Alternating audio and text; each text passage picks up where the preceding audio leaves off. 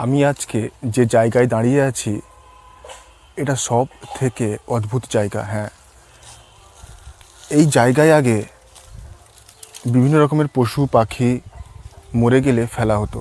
হ্যাঁ, কখনো কুকুর, কখনো বিড়াল, কখনো ছাগল, কখনো গরু মরে গেলে এইখানেই ফেলা হতো। এই জায়গাকে গ্রামীণ ভাষায় হাঁড়ি পড়িয়া বলে। রাতে নাকি এই জায়গায় কেউ আসে না, কারণ এইখানে নাকি কোনো অতৃপ্ত আত্মা থাকে, কোনো একটা নেগেটিভ শক্তি থাকে। শুধু এই কারণেই কোনো মানুষ আগে এখানে আসতো না। এখন হয়তো অনেক মানুষ যাওয়া আসা শুরু করেছে। দেখো, পৃথিবীতে অনেক জায়গায় অদ্ভুত ঘটনা ঘটে চলেছে, কোনোটা ঠিক, কোনোটা ভুল।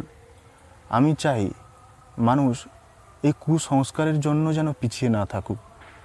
মানুষ অনেক কারণে পিছিয়ে থাকে, তার অন্যতম প্রধান কারণও একটা হচ্ছে কুসংস্কার।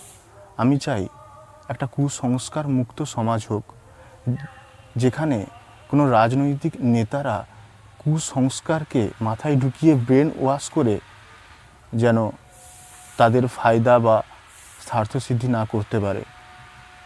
আজকে রাতে আমি এইখানে থাকবো, দেখব কোনো অতৃপ্ত আত্মা, নেগেটিভ শক্তি থাকে কি না, কোনো খারাপ কিছু আমার সাথে হয় কি না।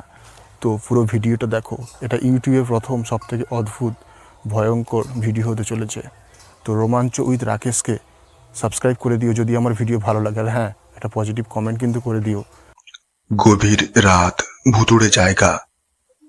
আমি শুধু দেখাবো এখানে কোনো নেগেটিভ শক্তি, অতৃপ্ত আত্মা আছে কিনা, খারাপ কিছু আমার সাথে হয় কিনা। তাই আমি এত রাতে একা এখানে চলে এসেছি। রাত এখন অনেক হয়ে গেছে। আমি এখানে হাঁটবো, ছুটবো, বসবো, সাথে শাহরুখের পোজও দেব। দেখি আমার সাথে কোনো খারাপ কিছু হয় কিনা, নেগেটিভ শক্তি আছে কি না। আচ্ছা, আমি এখন বসে গেলাম। আমি কিছুই তো দেখতে পাচ্ছি না। ঠান্ডাও খুব পড়েছে। চারদিক পুরো নিস্তব্ধ। কেউ যদি আমাকে এখানে মেরেও দেয় তাও কেউ জানতে পারবে না। পরদিন সকালে আমি আমার বাড়ির ছাদে। ওইখানে রাতে ছিলাম, নেগেটিভ শক্তি আমার কোনো ক্ষতি করতে পারেনি। আমি বেঁচে আছি। আজ থেকে সবাই একটু কুসংস্কার মুক্ত হন। দেখুন, একটা শক্তি আছে, আমিও জানি। একটা ধর্ম আপনারা মানেন, সেটাও মানুন। প্রতিটা ধর্মকে আমি রেসপেক্ট করি, ভালোবাসি। কিন্তু তার মানে এই নয় যে যে যাই একটা ব্রেন ওয়াশের জন্য খারাপ কিছু বলবে, এইটাকে মাথায় ঢুকিয়ে পিছিয়ে যাবেন না। আগের জেনারেশনকে একটু এগোতে দিন, তাহলেই আমাদের ভারতবর্ষ এতটা এগিয়ে যাবে যেটা আপনি কোনোদিনও কল্পনাও করেননি। দেখুন, আমরা কোথাও না কোথাও প্রকৃতিরই একটা অংশ। আর আমরাই যদি এই প্রকৃতিকে না ভালোবাসি, তাহলে প্রকৃতিও আমাদের ভালোবাসবে না। প্রকৃতি কোনোদিন কারুর কাছে ঋণী থাকে না।